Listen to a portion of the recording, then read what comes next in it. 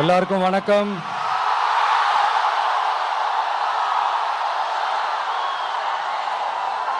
எல்லாரும் எப்படி இருக்கீங்க? சாப்பிட்டீங்களா?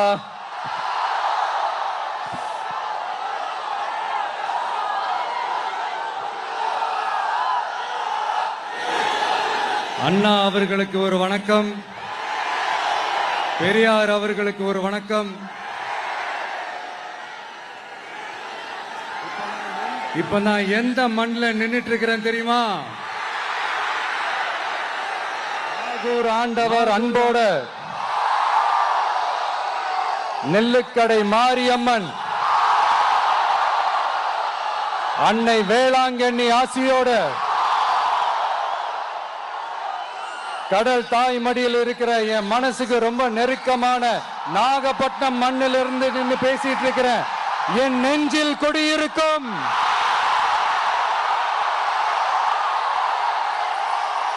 உங்கள் அனைவருக்கும் என்னைக்குமே ஒரு மீனவ நண்பனா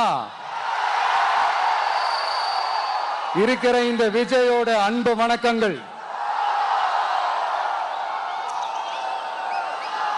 இந்த கப்பல் இருந்து வந்து இறங்குற இந்த பொருட்களை எல்லாம் விற்கிறதுக்காக அந்த காலத்துல அந்தி கடையெல்லாம் நாகப்பட்டினத்தில் இருக்கும்னு கேள்விப்பட்டிருக்கிறேன். மீன் பிடிக்கிற தொழில், மற்ற தொழில்கள், இந்த விவசாயம், எந்த பக்கம் திரும்பினாலும் எப்படி பார்த்தாலும் உழைக்கிற மக்கள் இருக்கிற ஊர் தான் நம்ம நாகப்பட்டினம் ஊர். மத வேறுபாடே இல்லாத, அனைவருக்கும் பிடித்து போன, மத சார்பின்மைக்கு எடுத்துக்காட்டாக வாழ்ற உங்கள் அனைவருக்கும் மீண்டும் என்னுடைய சிரம் தாழ்ந்த ஸ்பெஷல் வணக்கங்கள். இந்த தமிழ்நாட்டில் இந்த மீன் ஏற்றுமதியில் 2வது இடத்துல இருக்கிறது நம்ம நாகப்பட்டினம் ஹார்பர் தான்.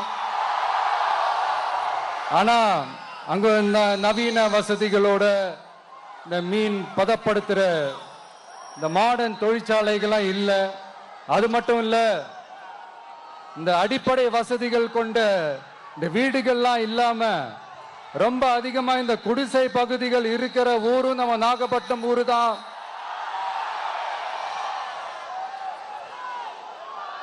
இந்த முன்னேற்றத்திற்கெல்லாம் எங்கள் ஆட்சி தான் சாட்சி. அப்படி இப்படின்ட்டு இந்த அடுக்குமொழியில பேசி பேசி அது நம்ம கேட்டு கேட்டு காதுல இருந்து ரத்தம் வந்ததான் மிச்சம். இவங்க ஆண்டது பத்தாதா? இப்படி தவிக்கிறாங்களே நம்ம மக்கள், அது பத்தாதா?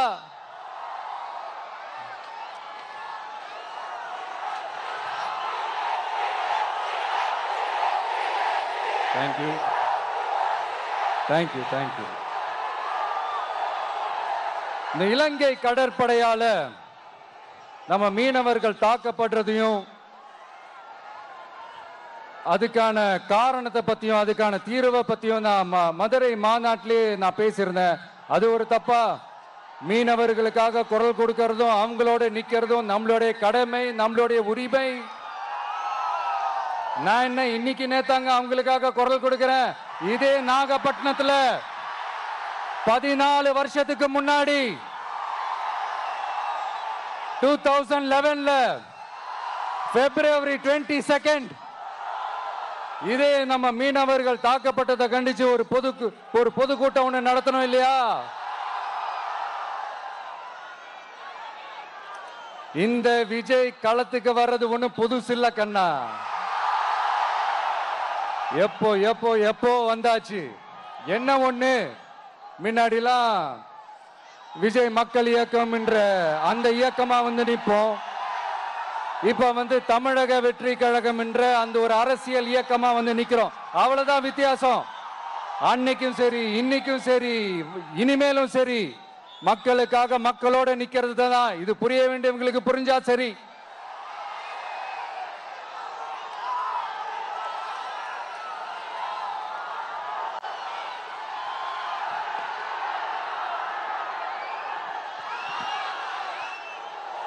மீனவர்களுக்காக குரல் கொடுக்கிற இதே சமயத்துல நம்ம தொப்புள் கொடி உறவுகளான ஈழத் தமிழர்கள்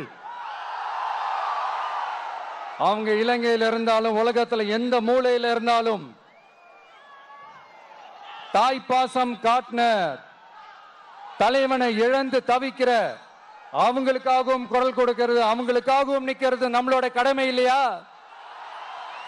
மீனவர்களோட உயிர் எந்த அளவுக்கு முக்கியமோ அந்த அளவுக்கு ஈழத் தமிழர்களோட அவங்களுடைய கனவுகளும் அவங்களுடைய வாழ்க்கையும் நமக்கு ரொம்ப ரொம்ப முக்கியம்.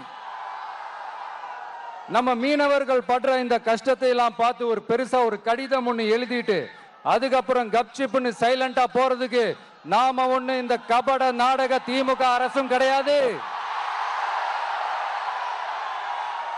மற்ற மீனவர்கள்னா இந்திய மீனவர்கள், நம்ம மீனவர்கள்னா தமிழக மீனவர்கள், இப்படி பிரிச்சு பார்த்து பேசுறதுக்கு நாம ஒண்ணு பாசிச பாஜக அரசும் கிடையாது.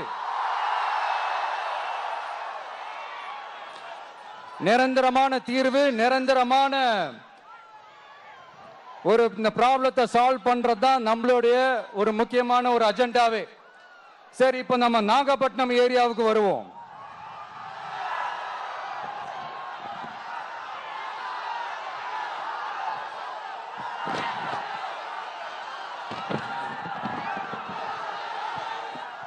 இங்க இருக்கிற மண் வளத்தை பாதிக்கிற இறால் பண்ணைகளை முறைப்படுத்தணும். அப்பதான் மீனவர்களோட வாழ்வாதாரமும் விவசாயிகளோட வாழ்க்கையும் பாதிக்காம இருக்கும். கடலோர கிராமங்கள்ல மீன் அரிப்புல இருந்து பாதுகாக்கிற அலையாத்தி காடுகளை அழிக்கிறத பத்தி தடுத்து நிறுத்தி அதுக்கு ஒரு வழி பண்ண வேண்டிய அரசாங்கத்துக்கு இதை விட ஒரு முக்கியமான ஒரு வேலை ஒண்ணு இருக்கு. அது என்ன தெரியுமா? சொந்த குடும்பத்தோட வளர்ச்சியும் சொந்த குடும்பத்தோட சுயநலமும் தான் அந்த முக்கியமான வேலை. இங்க இருக்கிற மக்களுக்கு குடிக்க தண்ணி இல்லாம தவிக்கிறாங்க. அதுக்கு தீர்வா காவிரி தண்ணியை கொண்டு வரலாம், மக்களோட தாகத்தை தீர்க்க. கொண்டு வந்தாங்களா? இவ்வளவு பாரம்பரிய கடல் சார்ந்த ஊர்ல ஒரு கவர்மெண்ட் மெரைன் காலேஜ் ஒன்னு கொண்டு வரலாம். கொண்டு வந்தாங்களா? மீன் சம்பந்தமான எந்த தொழிற்சாலையும் அமைக்கல. அமைச்சாங்களா? அட்லீஸ்ட் நிறைய பேருக்கு வேலை வாய்ப்பு கிடைக்கிற மாதிரி தொழில் வளர்த்தியாவது பெருக்கலாம், அதையாவது செஞ்சாங்களா? ஆனா ஒவ்வொரு டைமும் வெளிநாட்டுக்கு டூர் போயிட்டு வர்றப்பெல்லாம் அத்தனை கோடி முதலீடு, இத்தனை கோடி முதலீடுன்னு சிஎம் அவர்கள் சிரிச்சுக்கிட்டே சொல்லுவாரு. சிஎம் சார், மனசை தொட்டு சொல்லுங்க, வெளிநாட்டு முதலீடா இல்ல வெளிநாட்டுல முதலீடா? ஒட்டுமொத்த தமிழ்நாட்டுக்கும் முதலீடா இல்ல உங்க குடும்பத்தோட முதலீடு வெளிநாட்டுக்கு போகுதா? வேளாங்கண்ணி, நாகூர், கோடியக்கரைன்னு இங்க இருக்கிற டூரிஸ்ட் பிளேஸ் எல்லாம் கொஞ்சம் நல்லா டெவலப் பண்ணலாம். பண்ண என்ன குறைஞ்சா போயிடுவீங்க? வேதாரண்யம் பகுதியில் உப்பு ஏற்றுமதி செய்யறதுக்கு வசதியை செஞ்சு கொடுக்கலாம். செஞ்சாங்களா? நாகூர் ஆண்டவர் அரசு மருத்துவமனையில பிரசவம் பார்க்கிற டாக்டரே இல்லையா? நாகப்பட்டினம் புது பஸ் ஸ்டாண்டையாவது சுத்தமா சுகாதாரமா வச்சுக்கிறாங்களா? நாகப்பட்டினம் ரயில்வே ஸ்டேஷன் வேலைகளை சீக்கிரமா முடிச்சு வைக்கலாம், அதையாவது செஞ்சாங்களா? இங்க ஏற்கனவே இருந்த ஸ்டீல் ரோலிங் மில்லையும் ரயில் பெட்டி தயாரிக்கிற தொழிற்சாலை மூடிட்டாங்க. அத மறுபடியும் திறந்தா நிறைய பேருக்கு வேலை வாய்ப்புகள் கிடைக்கும். ஏன் அதை பத்தி யோசிக்கல? மேலக்கோட்டை வாசல் NH மேம்பாலம் கட்டி 50 வருஷம் ஆச்சு, அது சரியா மேம்படுத்தலாம், அதை செஞ்சாங்களா?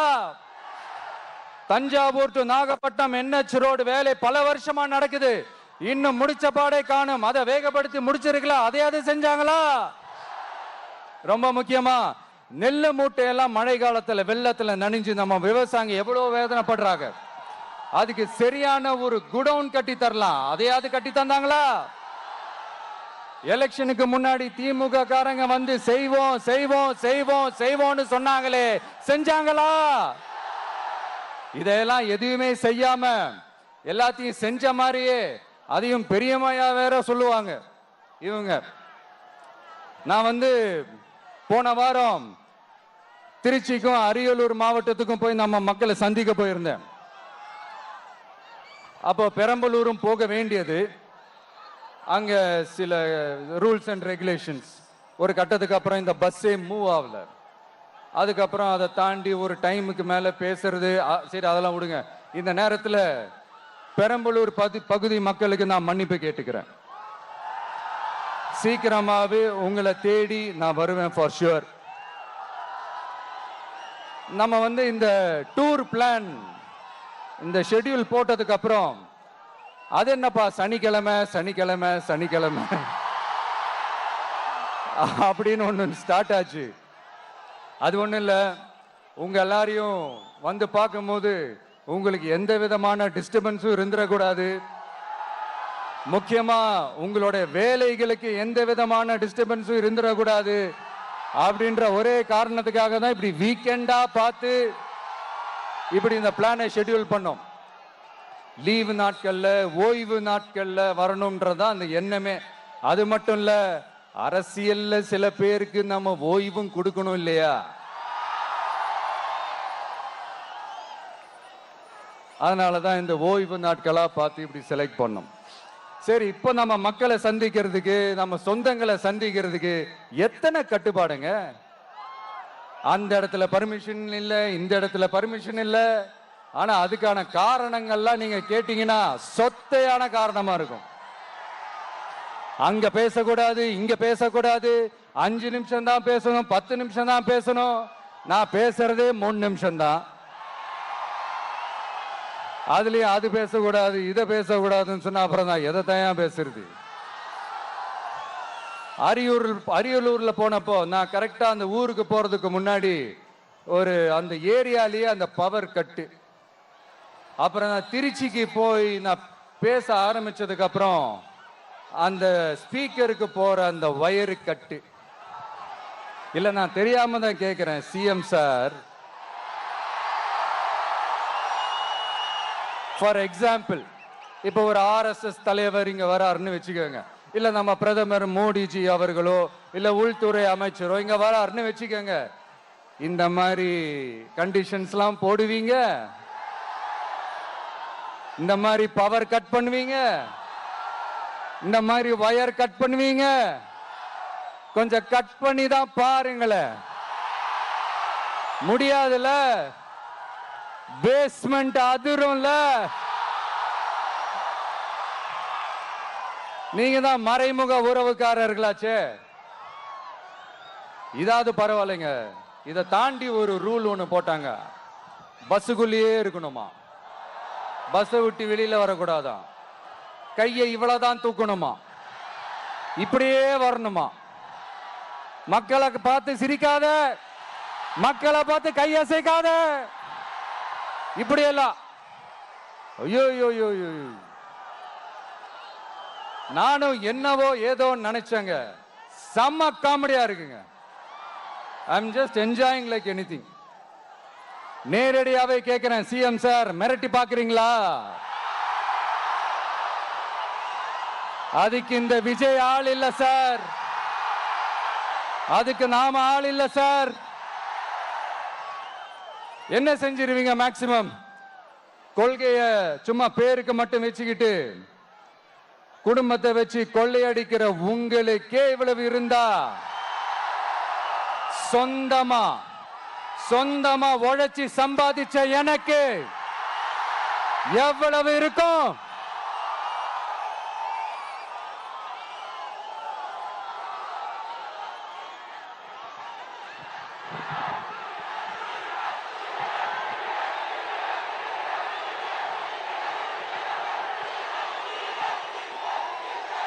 தேங்க்யூ நண்பா. என்ன நாங்க பெருசா கேட்டுவிட்டோம்? மக்கள் வந்து நிம்மதியா ஃப்ரீயா நின்று பார்க்கறதுக்கு ஒரு இடம், அதை நாங்க தேர்வு செஞ்சு அதுக்கு பர்மிஷன் கேட்கிறோம். ஆனா நீங்க என்ன பண்றீங்க? அந்த இடத்தையெல்லாம் விட்டுட்டு நெருக்கடியோட, மக்கள் நெருக்கடியோட எங்கெல்லாம் நிப்பாங்களோ அந்த இடமா பார்த்து செலக்ட் பண்ணி தெரியுங்க. உங்க எண்ணம் தான் என்ன சார்?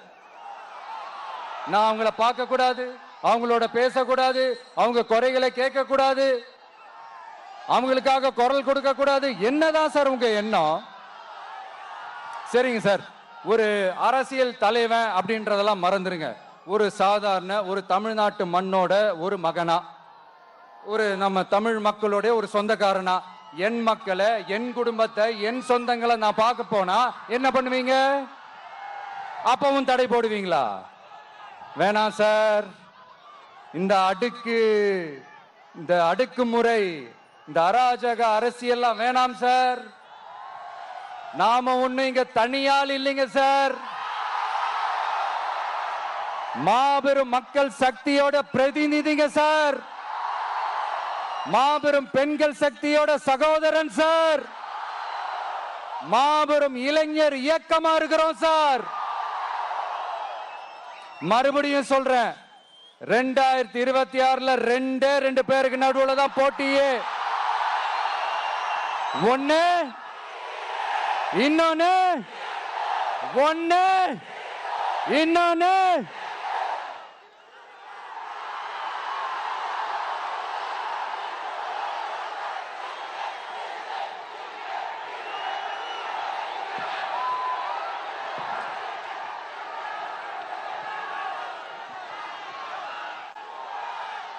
இந்த பூச்சாண்டி வேலையெல்லாம் காட்டுறதை விட்டுட்டு தில்லா கெத்தா நேர்மையா எலெக்ஷனை சந்திக்க வாங்க சார். பார்த்துடலாம் சார். கொள்கையை பேருக்கு மட்டும் வச்சுக்கிட்டு குடும்பத்தை வச்சு தமிழ்நாட்டை கொள்ளையடிக்கிற நீங்களா, இல்ல தமிழ்நாட்டில் இருக்கிற ஒவ்வொரு வீட்டுக்குள்ளேயும் ஒருத்தனா இருக்கிற நானா, இந்த விஜயா? பார்த்துடலாம் சார். இனிமேலும் இந்த தடைகள்லாம் போட்டீங்கன்னா நான் நேரடியா மக்கள்கிட்டயே பர்மிஷன் கேட்டுருவேன். மக்களே நீங்க சொல்லுங்க, நான் உங்களை பார்க்க வரக்கூடாதா? நான் உங்களோட பேசக்கூடாதா? உங்க குறைகளை நான் கேட்க கூடாதா? உங்களுக்காக நான் குரல் கொடுக்க கூடாதா? இப்படி நமக்கு தடையா போடுறாங்களே, இந்த திமுக அரசு மறுபடியும் ஆட்சிக்கு வரணுமா? உங்க நல்லதுக்காக நம்ம உங்க டிவிக்கு ஆட்சி அமையணுமா? சத்தமா சத்தமா கேட்டுச்சா மை டியர்? ஏன்பா, நான் தான் அப்பவே சொன்னல, அவருக்கு ஆசையா பாசமா கூப்பிட்டா பிடிக்க மாட்டேங்குது. ஏன்பா மறுபடியும்? கேட்டுச்சா சிஎம் சார்?